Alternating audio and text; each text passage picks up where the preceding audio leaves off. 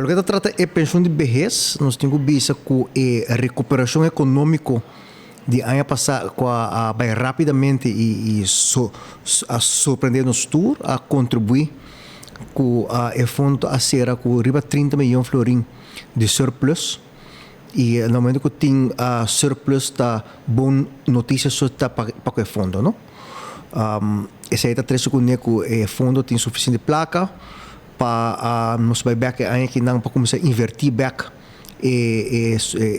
o qual tem de surplus para garantir a pensão também para término largo.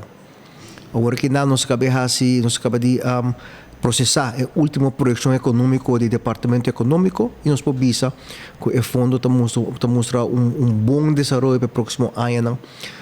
E se na par de tempo passado nós estamos ainda com o aumento de idade algo eminente, nós podemos que não tornamos por ponerle para terminar pouco mais largo. Em todo caso, no próximo 3, 4 anos, nós podemos sobreviver sem aumento de idade, o qual está dando bom aliento na comunidade. Também nós temos visto que aqui está seguindo bom. Então, costumamos também que nós também está chegando a direção de 30 milhões também surplus.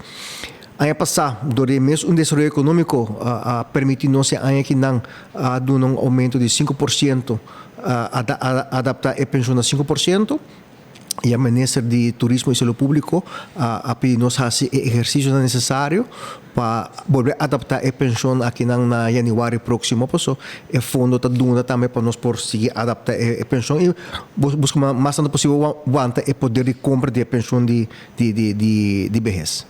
Pues, isso é somente positivo, porque é fundo mesmo, porque também trata sua sustentabilidade a largo término.